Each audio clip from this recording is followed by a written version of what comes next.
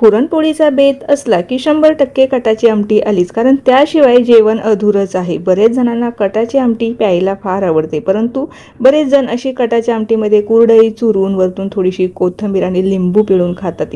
याची जी चव आहे ना, आता हे तुम्हाला मी शब्दात सांगू शकत नाही. तर त्यासाठी तुम्हाला ही कटाची आमटी आणि मस्त अशी त्यामध्ये कुरडई चुरून खावी लागणार आहे.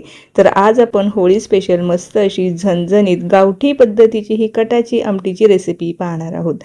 रेसिपी नेहमीप्रमाणेच अतिशय साधी, सिंपल आणि एकदम सोपी आहे, त्यामुळे तुम्हाला नक्कीच आवडणार आहे. तर त्यासाठी रेसिपीला एक लाईक अगोदरच करून द्या. कटाची आमटी ही जेव्हा आपण पुरण शिजवतो ना, त्याच्या खालचं जे पाणी असतं ज्याला आपण कट म्हणतो त्यापासून बनवली जाते. परंतु आपल्याला एरवीसुद्धा ही कटाची आमटी बनवता येईल ना, अशी ही सोपी रेसिपी आज मी तुमच्याबरोबर शेअर करत आहे. त्यासाठी इथे मी अर्धी वाटी चण्याची डाळ घेतलेली आहे. स्वच्छ धुवून कुकरमध्ये लावून घेऊया. आता साधारणतः आपण एक 5 ते 6 जणांची ही कटाची आमटी तयार करणार आहोत. जर तुम्हाला अशी शिजवून करायची नसेल किंवा तुमच्याकडे ऑलरेडी कट अवेलेबल असेल, तर तुम्ही ही डाळ शिजवण्याची जी प्रोसेस आहे स्किप करू शकता. आता ही डाळ स्वच्छ धुवून घ्यायची आहे आणि जेवढी आपण डाळ घेतलेली होती ना, त्यासाठी साधारणतः मी इथे 2 वाटी पाणी घेतलेलं आहे, कारण आपल्याला कटही तयार करायची आहे आणि डाळसुद्धा व्यवस्थित शिजली पाहिजे, याकरता इथे मी 2 वाटी पाणी घेतलेलं आहे. झाकण लावून एक 3 ते 4 शिट्या आपण काढून घेऊया. आता कुकरच्या शिट्या होत आहे तोपर्यंत आपण आता कटाच्या आमटीसाठीचं जे लागणारं साहित्य आहे, म्हणजे आपल्याला वाटण तयार करायचं आहे. तर मी 2 मध्यम आकाराचे कांदे घेतलेले आहे. साधारणतः अर्धी वाटी खोबरं घेतलेले आहे. हे मी अगोदरच छान असं कढाईमध्ये भाजून घेतलेले आहे. लसूण, आलं, एक हिरवी मिरची, कढीपत्ता, फ्रेश कोथिंबीर घेतलेली आहे. आता इथे ना माझ्याकडे साठवणीतला गोडा मसाला आहे. याला काही भागामध्ये काळा मसाला म्हणतात. तर हा माझा साठवणीतला मसाला आहे. साधारणतः एक 3 चमचे इथे मी घेतलेला आहे.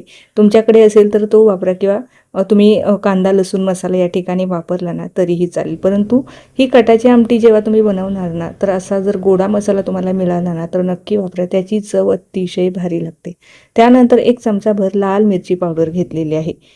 वाटणाचं साहित्य तयार आहे. कुकरच्याही शिट्या झालेल्या आहे. कुकर पूर्णपणे थंड करून घेऊया आणि आपली डाळ व्यवस्थित शिजली आहे की नाही ती एकदा पाहून घेऊया. एकदम मऊसूद आपल्याला डाळ शिजवायची आहे.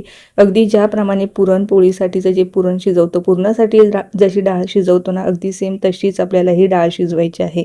जर तुमच्याकडे ऑलरेडी पुरण बनवण्यासाठीची डाळ शिजवलेली असेल, कट अवेलेबल असेल, तर त्यातूनच तुम्ही थोडीशी डाळ आणि हे पाणी साईडला काढून ठेवायचे आहे. तर आता मी हे सेपरेट फक्त कटाच्या आमटीसाठीची डाळ शिजवलेली आहे. फक्त आपण यापासून कटाची आमटी बनवणार आहोत. तर हा आपला कट इथे तयार झालेला आहे. तर हा कट किंवा याला येळवणी असं सुद्धा म्हणतात काही भागामध्ये. आता इथे आपण वाटण तयार करून घेऊया. तर सगळे जिन्नस मिक्सरच्या भांड्यामध्ये टाकून घेऊया. आता हा जो कट आहे ना, ही कटाची आमटी आहे ना, जितकी तुम्ही साध्या पद्धतीने बनवणार ना तितकी त्याची टेस्ट छान लागणार आहे. यामध्ये जास्त काही मसाले घालू नका.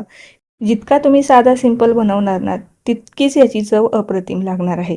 मसाला आणि लाल मिरची पावडर, 5 चमचा धणे पावडर टाकलेले आहे. थोडंसं पाणी टाकायचं आहे आणि मस्त अशी याची आपल्याला पेस्ट तयार करायची आहे. तर हे पहा, मस्त अशी आपली ही पेस्ट तयार झालेली आहे. हा मसाला आपलं वाटण या ठिकाणी तयार झालेलं आहे. हे एका भांड्यामध्ये काढून घेऊया आणि त्यानंतर जी शिजलेली डाळ आहे ती सुद्धा आपल्याला त्याची सुद्धा छान पेस्ट तयार करून घ्यायची आहे.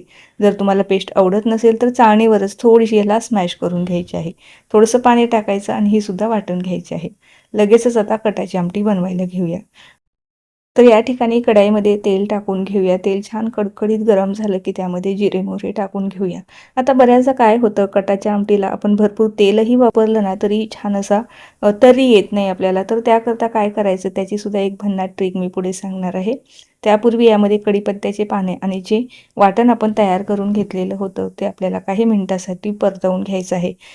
जोपर्यंत याला छान असं तेल सुटत नाही, खोबऱ्याचं जे तेल आहे ना ते जोपर्यंत रिलीज होत नाही तोपर्यंत आपल्याला हा मसाला परतवून घ्यायचा आहे. जितका छान परतवणार, जितकं खोबऱ्याचं तेल यातलं रिलीज होणार ना तेवढा छान आपल्या कटाला तर्री येणार आहे. तर हे पहा, आता तेलही सुटायला लागलेलं आहे. साईडने तुम्हाला तेल इथे दिसत असेल. त्यानंतर आपण जे चण्याच्या डाळीचं जे वाटलेलं मिश्रण होतं ना ते सुद्धा आपल्याला यामध्ये घालायचं आहे. इथे बरेच जण काय करता, ह्यामध्ये ना जे चण्याच्या डाळीचं जे मिश्रण आहे ना असं वाटून टाकत नाही, फक्त जे कटाचं पाणी असतं ना तेच वापरतात. परंतु अशी डाळीचं सुद्धा मिश्रण घालून पहा, मस्त असा दाटसरपणाही आपल्या कटाच्या आमटीला येतो आणि छान अशी टेस्टही लागते. काही मिनिटे परतवून घेतल्याच्या नंतर आता हा कट आहे ना मला थोडासा झणझणीत हवा आहे, त्यामुळे इथे मी अगदी अर्धा चमचा साठवणीतलं लाल मिरची पावडर घातलेला आहे, पाव चमचा हिंग, थोडीशी कोथिंबीर घातलेली आहे. तुम्हाला जर कमी तिखट आवडत असेल ना तर यामध्ये तुम्ही सुरुवातीला मिरची घातली ना तेवढंच ठेवा, त्यापेक्षा जास्त वापरू नका. जर तुम्हाला झणझणीत हवा असेल ना तर यामध्ये लाल मिरची पावडर नक्की वाढवा. अतिशय भारी टेस्ट येणार आहे, कारण पुरणपोळी सोबत जो कट असतो ना तो असा मस्त असा झणझणीतच छान लागतो, प्यायलाही छान लागतो. आता यामध्ये थोडंसं मिक्सरच्या भांड्यामध्ये पाणी टाकून घेतलेलं होतं आणि जसं मी सुरुवातीला सांगितलं ना, कटाला जेव्हा तर्री येत नाही तर त्यावेळेला काय करायचं, जेव्हाही तुम्ही कटाची आमटी बनवणार असाल ना त्यामध्ये कडकडीत गरम पाणी घालायचं. त्यामुळे कटाच्या आमटीला तर्री यायला अजिबात जास्त वेळ लागत आणि हा तुम्हाला कट किती घट्ट पातळ हवा आहे ना त्यानुसार तुम्ही यामध्ये पाणी ॲडजस्ट करू शकता. चवीपुरतं मीठ टाकून घेतलेलं आहे. बऱ्याच जणांना ना ही कटाची आमटी थोडीशी गोडसर आवडते, त्यामुळे तुम्ही थोडंसं गूळसुद्धा यामध्ये घालू शकता, परंतु मी टाकलेला नाही. तर इथे मी जे डाळ आहे ना, सुरुवातीला जी डाळ शिजवून घेतली ना त्यातली थोडीशी अख्खी डाळ टाकलेली आहे. आता ही छान उकळवून घ्यायची आहे. सुरुवातीला गॅस मोठाच ठेवलेला आहे. हा जो फेस आहे ना, जोपर्यंत पूर्णपणे जात नाही ना तोपर्यंत आपल्याला छान असं ढवळत राहायचे आहे आणि पूर्णपणे बसायला लागला की त्यानंतर आपोआपच तर्री यायला लागते. कटावरचा पूर्णपणे फेस गेला की त्यानंतर गॅस मध्यम करायचा आणि अगदी 10 ते 12 मिनटं शिजू द्यायचा. आपोआपच छान अशी तर्रीसुद्धा यायला लागते. अगदी कमीत कमी तेलामध्ये सुद्धा कटाला आपल्या छान अशी तर्री येते.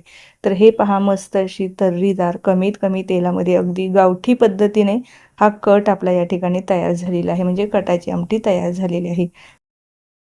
तर आता गॅस बंद करूया आणि आपण याला खाली उतरवून घेऊया. जसा जसा थंड होत जाणार ना तशी तशी अजूनच याला छान अशी तर्री येणार आहे. तर बऱ्याच भागांमध्ये याला कटाची आमटी किंवा काही भागांमध्ये काळ्या मसाल्याचा सार किंवा काही भागात येळवणे म्हणतात. आता मला हे 3 नावं तर माहीत आहे. अजून तुमच्या भागामध्ये याला अजून काही वेगळं नाव असेल ना तर कमेंटमध्ये मला जरूर सुचवा आणि नक्की कळवा. तर आपली कटाची आमटी या ठिकाणी तयार झालेली आहे. तर आजची जी कटाची आमटी मी तुम्हाला सांगितलेली आहे ना, ही फक्त तुम्ही सणावारालाच नाही तर एरवीसुद्धा बनवून खाऊ शकता. अतिशय साध्या, सिंपल, सोप्या पद्धतीने गावठी भाषेमध्ये म्हणाल तर गावठी पद्धतीचा हा काळा मसाल्याचा सार इथे तयार झालेला आहे. काहींना तर हा पुरणपोळीसोबत खायला खूप आवडतो, काही तर नुसताच प्यायला आवडतो, काहींना भातावर खायला आवडतो. मला तर असा मस्त वाटीमध्ये घ्यायचा, त्यावरतून लिंबू पिळायचा आणि मस्त कुरडईसोबत त्यामध्ये मस्त भजी असेल तर भजी टाकून तुम्ही खाऊ शकता. अप्रतिम लागतो. हे जर कॉम्बिनेशन तुम्ही यापूर्वी खाल्लं नसेल ना तर ह्या होळीला असा सार बनवा, ही कटाची आमटी बनवा आणि कशी झाली ना ते मला कळवायला अजिबात विसरू नका आणि याची चव जी आहे ना ती सुद्धा मला नक्की सांगा. आता ही रेसिपी पाहत पाहत जर तुम्ही इथपर्यंत आलाच असाल, चॅनलवर जर तुम्ही माझ्या नवीन असाल, चॅनलला अजून सबस्क्राईब केले नसेल तर नक्की सबस्क्राईब करा. त्या बाजूचे जे बेल आयकॉन आहे ते सुद्धा प्रेस करा, म्हणजे जेव्हाही माझी नवीन व्हिडिओज येतील ते तुम्हाला सगळ्यात अगोदर पाहायला मिळतील. ही रेसिपी तर तुम्हाला आवडलीच आहे याची मला पूर्णपणे खात्री आहे.